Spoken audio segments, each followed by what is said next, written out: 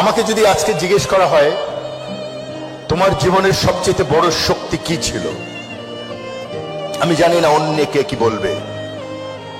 আমি নিশ্চিত করে তোমাদের বলতে পারি, আমি যে কোনো জায়গায় বলবো, যে কোনো পরিস্থিতিতে বলবো, আমার জীবনের সবচেয়ে বড় শক্তি ছিল আমার মায়ের দোয়া।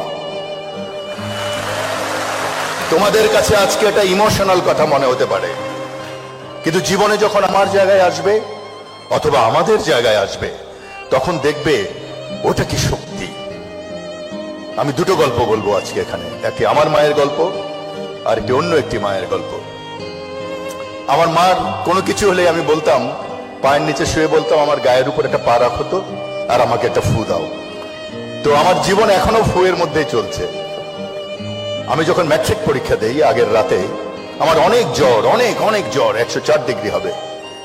তা আমি সকালবেলা উঠে বললাম, মা আমি তো আর পরীক্ষা দিতে পারবো না। আমার মা আর 10টা মায়ের মতো খুব শিক্ষিত নন। তা আমার মা বললেন, এটা কি হয় নাকি রে বাবা, তুমি যদি এবার পরীক্ষা না দাও তুমি তো 1 বছর ফেল করে যাবে। আমি বললাম, আমার তো কোনো উপায় নেই, আমি তো চোখে কিছু দেখছি না। উনি অনেক দোয়া টোয়া করে আমাকে একটা ফু দিলেন, দিয়ে হাত ধরে বললেন চলো যাই। পরীক্ষা 3 ঘন্টার জায়গায় প্রায় 2 ঘন্টা পরীক্ষা দিয়ে বেরিয়ে গেলাম। বাইরে মানে বিপর্যস্ত মা বসে আছেন, আমার ছেলে কি করছে ভেতরে। বাইরে বেরোলাম, বললো কি পরীক্ষা শেষ হয়েছে, সব প্রশ্নের উত্তর দিয়েছো? আমি বললাম না, মাত্র 34 প্রশ্নের উত্তর দিয়েছি, 34 নাম্বার। তো বলে পাস কততে? আমি বললাম পাস তো 33-এ। আমি বললাম, মা তোমার ফুয়ে আর কোনো কাজ হবে না। বলে আচ্ছা কাজ না হোক, আসো না একটা ফু দেই। এবার ফুটে একটা নামাজ পড়ে দেই। ওখানে 2 রাকাত নামাজ পড়লেন, একটা ফু দিলেন সারা গায়ে। বিলিভ মি, এটা হয়তো এটা এক ধরনের কাকতালীয় ব্যাপার হতেই পারে, কিন্তু আমি আজও বিশ্বাস করি 34-এ 34-ই পেয়েছিলাম। সো আনিসুল হকের জীবনে ওই মার দোয়া দিয়ে আমার সারা এখনো কোনো কিছু হলে মায়ের কবরের কাছে যাই, যে দাঁড়াই। এই কি বলে, এই মেয়রের পদে আমি দাঁড়াবো না ঠিক করছিলাম যে না, আমার দ্বারা তো খুব কঠিন একটি কাজ, আর আমি মানসিকভাবে তৈরি নই। তো আমার বাবার বয়স 95। বাবাকে যে বললাম, বাবা কি করব, মাননীয় প্রধানমন্ত্রী চান যে আমি মেয়র হই, একটি বড় উপহার একজন প্রধানমন্ত্রীর কাছ থেকে, কি করি আমি? বলে তোমার মায়ের কাছে যাও। তো আমি বলি, মা তো কবরে। বলে ওইখান থেকে ফু দিবে, ঘুরে আসো। তো বুঝলাম বুড়া বোধহয় আগের দিন রাত্রে বুড়িকে স্বপ্ন দেখছে। আরেকটি মায়ের গল্প বলি। এই মায়ের গল্প তোমরা অনেক পড়েছ, শুধু মাই পারে এটা করতে। 71 সাল 15ই আগস্ট একটি ছেলে রমনা থানায় আটকে গেছে। মাকে খবর পাঠানো হয়েছে যে ছেলেকে অ্যারেস্ট করা হয়েছে, কারণ সে মুক্তিযুদ্ধের কাজ করতে চায়। বাকের নাম ছেলেটি। ছুটে গেছে মা। সন্ধ্যার সময় জড়িয়ে ধরতে পারে না, কারণ মাঝখান তো জেলের দেয়াল, জেলের রড সমস্ত থানার মধ্যে। ছেলেটা কাঁদতে কাঁদতে বললো, মা 3 দিন থেকে এখানে আছি, ভাত খেতে দেয়নি।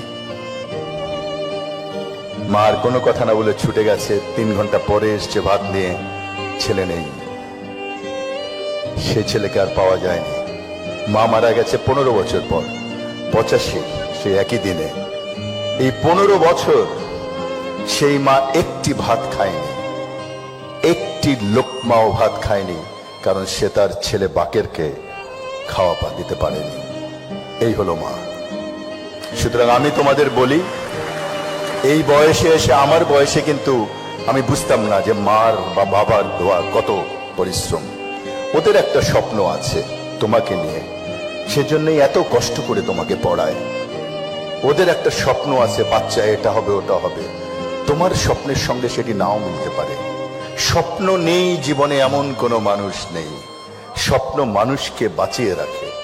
আমার বাবা, যার বয়স 95 বছর, গত 1 মাস থেকে যিনি খাট থেকে উঠতে পারেন না, তাকেও আমি স্বপ্ন দেখতে দেখি। 1 বছর আগে বা 8 মাস আগে স্বপ্ন ছিল যে ছেলে তো অনেক জায়গায় অনেক মাতবরি টাতবরি করেছে, ছেলেটা যদি মেয়র হয়। তার স্বপ্ন ছিল তার একটি ছেলে, সে সেমি আর্মিতে কাজ করতো, আনসারে, সব সময় স্যালুট দিত। তো আমার ছোট ভাইকে বলল, আমি চাই আমার স্বপ্ন আমার কোনো ছেলে স্যালুট নিক। আমার ছোট ভাই খুব স্কলার ছেলে ছিল, সে তার স্বপ্ন ছেড়ে দিয়ে বাবার স্বপ্নের সঙ্গে নিজের স্বপ্ন মিলিয়ে আর্মিতে গিয়েছিল। আর এই বাবার স্বপ্ন ছিল 1 বছর আগে, আমার ছেলে তো আমার স্বপ্ন নিয়ে তার স্বপ্নকে ছেড়ে দিয়েছিল। তার স্বপ্ন ছিল স্কলার হওয়ার, সে বাবার স্বপ্নকে মিলাতে যে আর্মি হয়ে গেছে।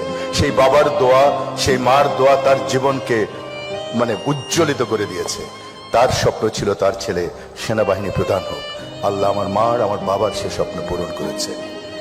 তোমাদেরও বলি, মায়ের স্বপ্নের সঙ্গে বাবার স্বপ্নের সঙ্গে তোমার স্বপ্ন মিলবে এমন কোনো কথা নেই। আজকে সকালে আমার বাবা বলে, একটু দেশের বাড়িতে যাওয়া যায় না? আমি বলি, আমার বাবাকে তো হেলিকপ্টারেও নেওয়ার কোনো উপায়